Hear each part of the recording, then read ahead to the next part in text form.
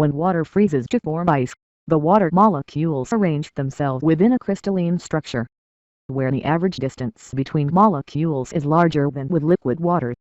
The density of the resulting ice is equal to 917 kilograms per meter cubed. The density of seawater, on the other hand, is equal to about 1025 kilograms per cubic meters. Since the density of ice is smaller than the density of seawater, an iceberg floats on the surface of seawater. We can determine how much of the iceberg's volume is below the waterline by calculating the density ratio of the ice and seawater. Recall that the displaced fluid volume divided by the floating object's volume is equal to the floating object's density divided by the density of the fluid. The object in this case is the iceberg, which has a density of 917 kilograms per meter cubed. The fluid is seawater, which has a density of 1025 kilograms per meter cubed. We can then determine that 89.46% of the volume of the iceberg lies below the waterline, and therefore just 10.54% of the iceberg's volume can be seen above the waterline. The reason why icebergs are so dangerous is that the unseen submerged part of the iceberg can extend tens of meters away from the edge of the part of the iceberg that is above water. Hence a ship that passes close to the iceberg can scrape and puncture its hull against the surface of that hidden part of the iceberg. An object that can remain at a certain depth while fully submerged within a fluid is said to be in neutral buoyancy. The submarine shown here is now in neutral buoyancy. In this case, the average density of the object is equal to the fluid density, or in other words, the density of the submarine divided by the density of seawater is equal to 1. Submarines can float, sink, or hover in water by altering their average density. This is achieved by pumping either compressed air or seawater into special tanks that the submarines have. The compressed air and seawater can be separated by a piston. When the submarine needs to sink, air is pumped out of the tank. This causes the piston to move towards the side of the tank that holds the air, filling the other side with seawater. This increases the average density of the submarine and causes it to sink into the water. When the submarine needs to stop, or hover within the water, the piston's position is set so that the average submarine density is equal to the density of seawater. In this case, the submarine is said to be neutrally buoyant. Finally, when the submarine needs to go back to the water's surface, the compressed air tanks can be filled.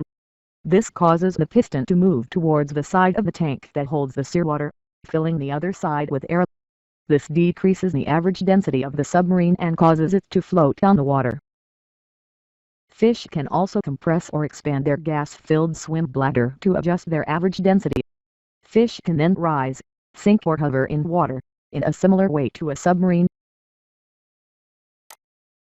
Let's assume that we have a solid golden crown that has no internal voids. We wish to determine whether or not the golden crown is actually made from gold. One way of determining the material from which the crown is made is to compare the buoyancy force on the crown with the buoyancy force on a sample piece of material that is made from gold. To perform this experiment, we attach the golden crown and a large gold nugget to two sides of a scale. If the crown and nugget do not have the same weight, the fulcrum point of the scale can be adjusted in order to keep the scale balanced. When the crown and nugget are balanced, the torques that both of them exert around the fulcrum point cancel out. In other words, as shown here in equation 1, the weight of the gold nugget times the distance from the nugget to the fulcrum point is equal to the weight of the crown times the distance from the crown to the fulcrum point. The weight force for the nugget in equation 1 can be replaced by the density times the gravitational acceleration times the volume from equation 2. The weight force for the crown can be replaced in a similar manner, and so we get equation 3. Cancelling out the g term from both sides of the equation, and then rearranging the equation, we obtain the shown expression for the ratio of the density of the gold nugget to the density of the crown. This ratio is equal to V crown L crown over V nugget L nugget. After the crown and gold nugget are in balance, they are both placed into a pool of water, while still hanging from the balance. If the golden crown and the gold nugget remain balanced after being placed into the water, this means that the density of the golden crown and the density of the gold nugget is the same. This would imply that the crown and nugget are made from the same material, gold. Let us now see the proof of this fact. When the crown and nugget are placed in water, the buoyancy force acts on both of them that pushes them upwards. Assuming the positive direction to be downwards, the buoyancy force takes a negative sign. We multiply the buoyancy forces also by the distances to the fulcrum point, to get the torque around that point. If the balance remains straight, this means that the total towards from the crown and nugget cancel out around a fulcrum point. The magnitude of the buoyancy force on the nugget or the crown, as shown here in equation 6, is equal to the density of water, times the gravitational acceleration, times the volume of the nugget or crown respectively. We can replace the buoyancy force in equation 5, with our expression from equation 6. And similarly we can replace the weight force with its expression from equation 2. And we get the shown equation number 7. Since the scale was balanced when it was in the air, the net torque due to the weights of the crown and nugget is equal, as we saw from equation 3. Therefore these can be cancelled out from equation 7, and we are left with equation 8. This equation is simplified further, by cancelling out the density of water, and the gravitational acceleration, from both sides of the equation.